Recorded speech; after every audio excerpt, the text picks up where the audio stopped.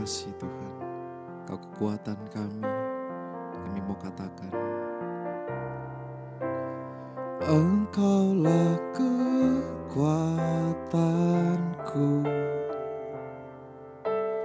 tempat perlindunganku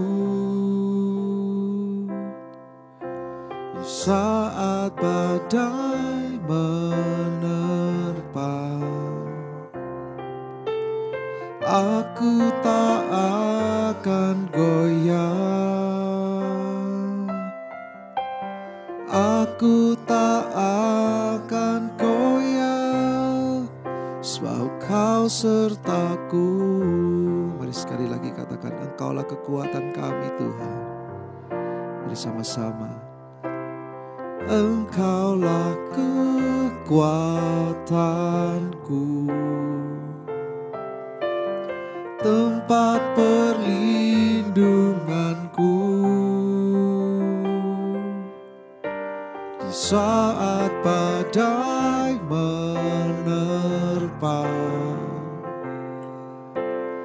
Aku tak akan goyah,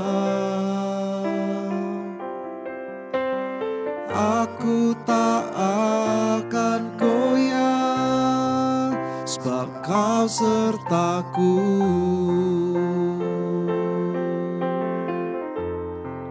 Sejauh langit dari bumi, begitu besarnya kasih-Mu. Penuhi hati kami yang rindu menyembah-Mu, Yesus. Sejauh langit dari bumi, begitu besarnya kasih-Mu. Kaulah Tuhan, kekuatanku, sukacitaku. Mari dengan segenap hati katakan, Engkaulah kekuatanku, tempat perlindunganku, tempat perlindunganku saat badai menerpa. Aku tak akan goyah, aku tak akan goyah, sebab Kau sertaku. Mari sama-sama pujikan. Sejauh langit dari bumi, begitu besarnya kasih-Mu. Penuhi hati kami yang rindu menyembah-Mu, Yesus. Sejauh langit dari bumi, begitu besarnya kasih-Mu. Kaulah Tuhan, kekuatanku, sukacitaku. Mari dengan suara yang lembut katakan, sejauh langit, sejauh langit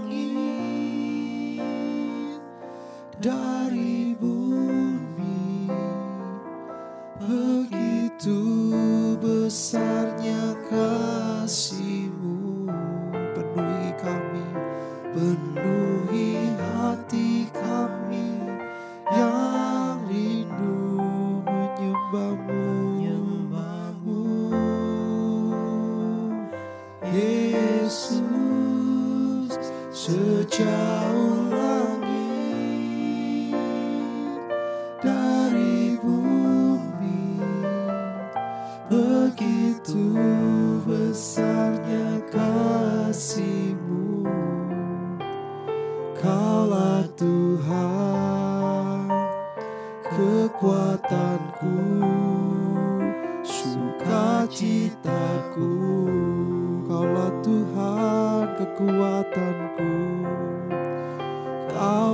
Tuhan kekuatanku, sukacitaku. Mari sembah Dia.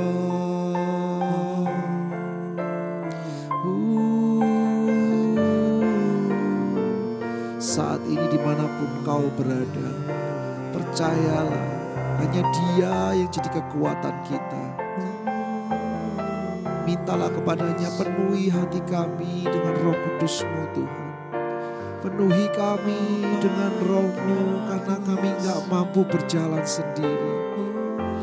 Kami butuh penyertaan-Mu di awal hari kami. Kami butuh pimpinan-Mu dan tuntunan-Mu. Dikala kami di dalam persimpangan, kami gak tahu harus kemana. Kami percaya Tuhan akan rancangan-Mu yang indah.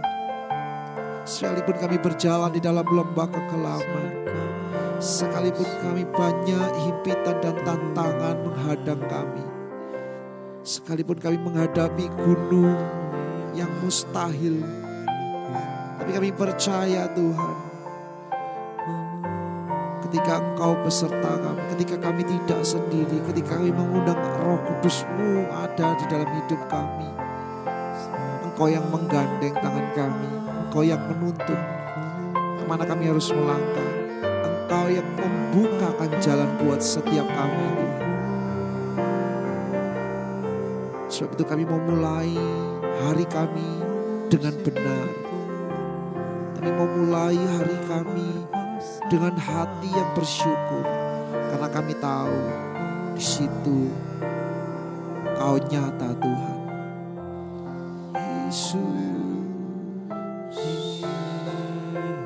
Yesus, Yesus, Yesus.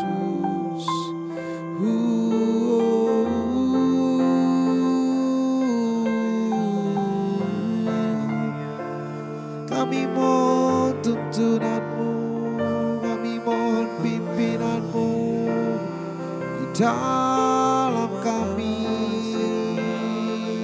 Kami tak mau sendiri, kami tak mau sendiri. Berjalanlah bersama kami, Roh Kudus. Oh, haleluya. Katakan, sejauh langit dari bumi, begitu besarnya kasih-Mu. Penuhi kami, penuhi hati kami yang rindu sembah-Mu. Oh Yesus, sejauh langit dari bumi, begitu besarnya kasih-Mu. Kaulah Tuhan kekuatanku, sukacitaku. Katakan, Kaulah Tuhan kekuatanku, dan Kaulah Tuhan kekuatanku, sukacitaku. Engkaulah kekuatanku, Engkaulah Tuhan kekuatanku, sukacitaku.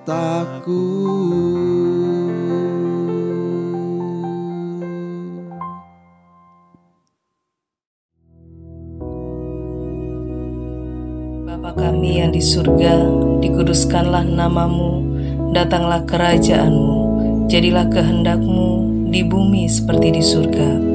Berikanlah kami pada hari ini makanan kami yang secukupnya, dan ampunilah kami akan kesalahan kami, seperti kami juga mengampuni orang yang bersalah kepada kami.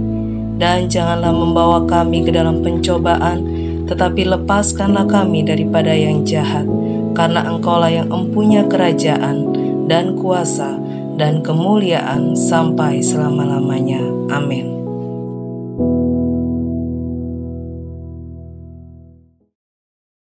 Haleluya, puji nama Tuhan, saudara sekalian. Mari pagi hari ini kita akan belajar kembali mengenai bagaimana karya Roh Kudus dalam kaitannya dengan divine destiny, supaya bisa terjadi suatu fulfillment, yaitu fulfilling divine destiny. Untuk itu mari kita akan lihat di dalam Kisah Para Rasul. Kita baca mulai pasal 6 ya. Kita ketemu dengan seorang yang bernama Stefanus di sini ya. Kisah Para Rasul pasal 6, kita baca ayat yang ke-8 mulai. Dan Stefanus yang penuh dengan karunia dan kuasa, mengadakan mujizat-mujizat dan tanda-tanda di antara orang banyak. Tetapi tampillah beberapa orang dari jemaat Yahudi yang disebut jemaat orang Libertini. Anggota-anggota jemaat itu adalah orang-orang dari Kirene dan dari Alexandria, bersama dengan beberapa orang Yahudi dari Kilikia dan dari Asia. Orang-orang itu bersoal jawab dengan Stefanus, tapi mereka tidak sanggup melawan hikmatnya, dan roh yang mendorong dia berbicara. Lalu mereka menghasut beberapa orang untuk mengatakan, kami telah mendengar dia mengucapkan kata-kata hujat terhadap Musa dan Allah. Dengan jalan demikian, mereka mengadakan suatu gerakan di antara orang banyak, serta tua-tua dan ahli-ahli Taurat. Mereka menyergap Stefanus, menyeretnya, dan membawanya ke hadapan mahkamah agama. Lalu mereka memajukan saksi-saksi palsu yang berkata, orang ini terus-menerus mengucapkan perkataan yang menghina tempat kudus ini dan hukum Taurat. Sebab kami telah mendengar dia mengatakan bahwa Yesus, orang Nazaret itu, akan merubuhkan tempat ini dan mengubah adat istiadat yang diwariskan oleh Musa kepada kita. Semua orang yang duduk dalam sidang mahkamah agama itu menatap Stefanus, lalu mereka melihat muka Stefanus sama seperti muka seorang malaikat. Nah, sampai di sini pembacaan kita. Saudara sekalian, ada seorang yang bernama Stefanus, dan dia dipakai oleh Tuhan dengan urapan dan kuasa Roh Kudus. Tetapi singkatnya kemudian kita lihat bahwa Stefanus ini adalah seorang martir, karena kemudian dia mati syahid. Ya. Kita baca dulu saja itu di dalam pasal 7 mulai ayat yang ke-54. Dikatakan ketika anggota mahkamah agama itu mendengar semuanya itu, sangat tertusuk hati mereka. Maka mereka menyambutnya dengan kertakan gigi. Tetapi Stefanus yang penuh dengan Roh Kudus menatap ke langit, lalu melihat kemuliaan Allah dan Yesus berdiri di sebelah kanan Allah. Lalu katanya, sungguh aku melihat langit terbuka dan anak manusia berdiri di sebelah kanan Allah. Maka berteriak-teriaklah mereka dan sambil menutup telinga serentak menyerbu dia. Mereka menyeret dia keluar kota lalu melemparinya, dan saksi-saksi meletakkan jubah mereka di depan kaki seorang muda yang bernama Saulus. Sedang mereka melemparinya, Stefanus berdoa, katanya, ya Tuhan Yesus, terimalah rohku. Sambil berlutut ia berseru dengan suara nyaring, Tuhan, janganlah tanggungkan dosa ini kepada mereka. Dan dengan perkataan itu meninggallah ia. Nah, kita tahu Stefanus adalah seorang martir dan dia mati dirajam batu. Padahal dia tidak melakukan dosa atau kesalahan apapun. Dari awal tadi kita sudah melihat bagaimana Stefanus itu penuh dengan Roh Kudus, dipimpin oleh Roh Kudus, diperlengkapi dengan kuasa dari tempat tinggi. Dan seperti apa yang Yesus katakan di dalam Markus pasal 16, Stefanus demikian juga ada tanda-tanda dan mujizat yang menyertai pelayanannya. Nah, tapi kemudian singkatnya kita lihat mereka menangkap Stefanus dan kemudian ya di seluruh pasal 7 kita lihat bagaimana penjelasan Stefanus di bawah kuasa Roh Kudus. Jelas sekali tadi dikatakan bahwa mereka ini mengajak Stefanus berdebat, tapi mereka tidak sanggup mengatasi Stefanus karena dia mendapatkan hikmat dari Roh Kudus. Nah, akhirnya karena mereka tidak sanggup lagi, maka mereka coba memutarbalikkan semuanya, memberikan fitnah-fitnah, tuduhan palsu, saksi palsu, dan sebagainya. Sehingga Stefanus harus dirajam batu dan mati. Di Yerusalem, hari ini kita bisa menemukan ada sebuah chapel atau gereja yang disebut sebagai gerejanya Stefanus karena di lokasi itulah Stefanus dirajam batu. Ya, jadi peristiwa ini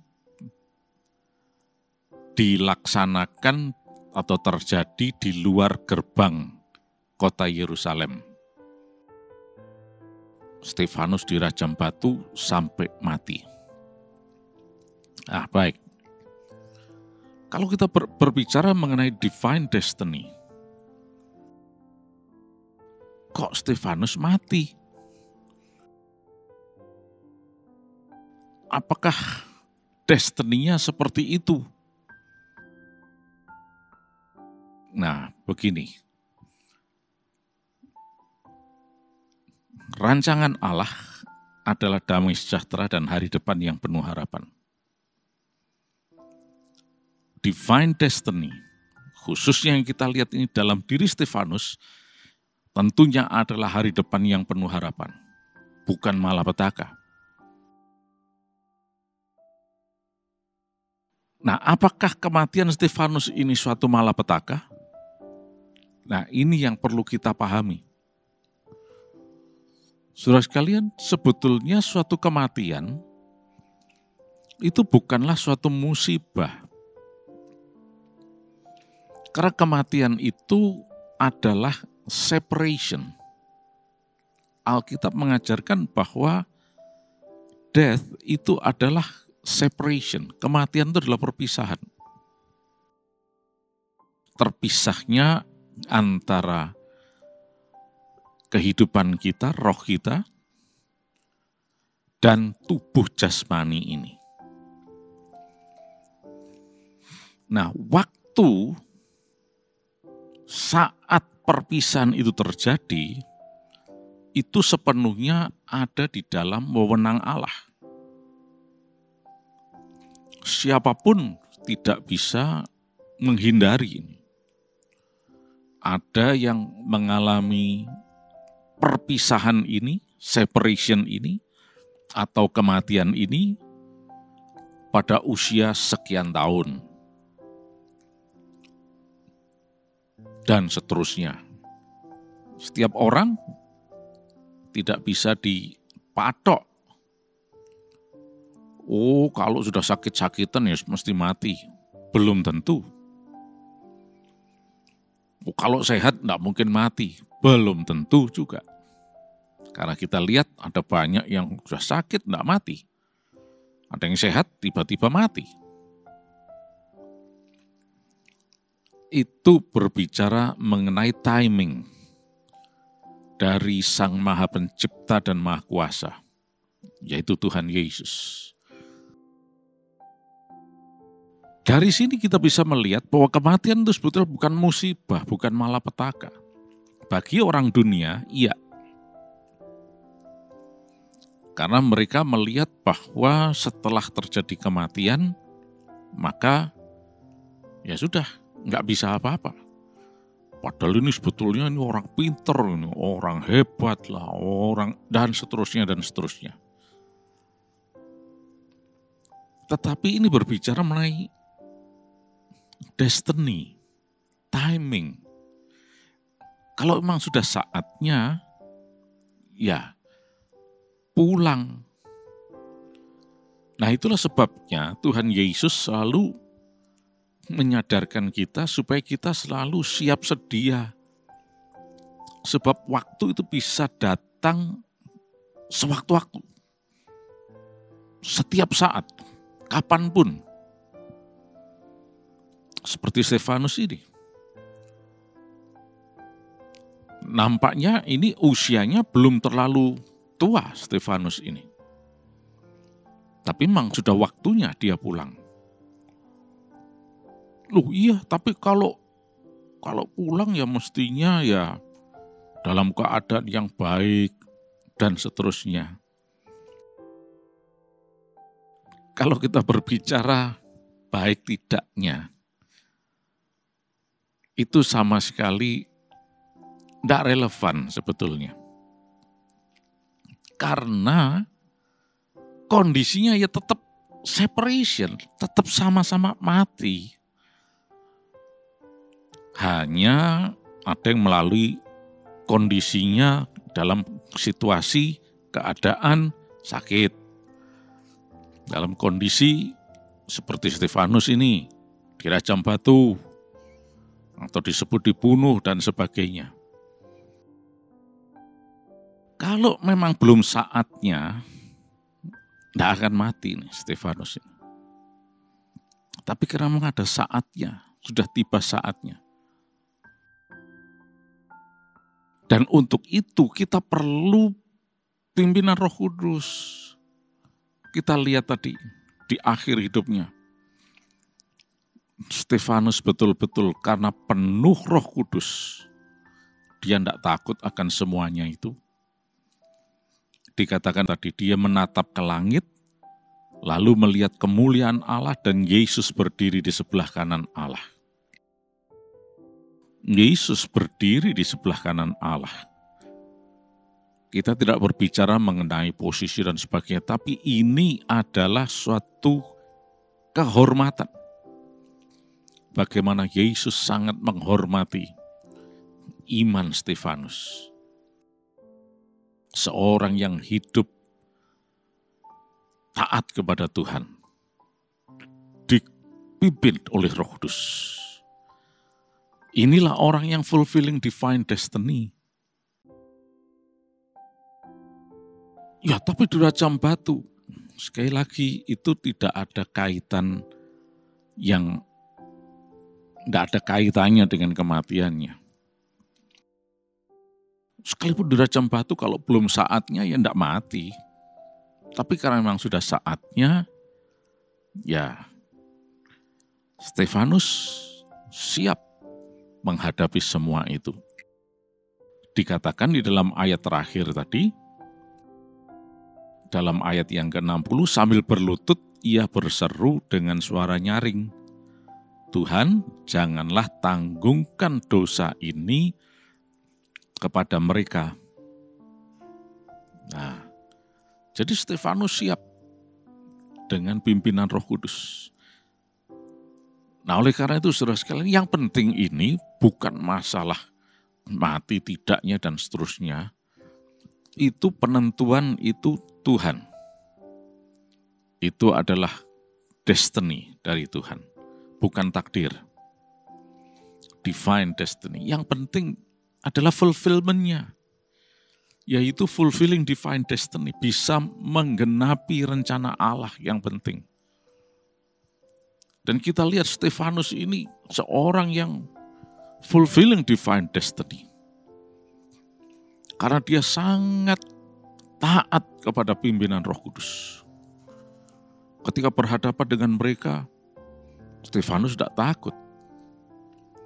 Stefanus tidak mengatakan, wah, jangan-jangan aku mati nanti ini. Wah, udahlah aku tidak berani ngomong dah.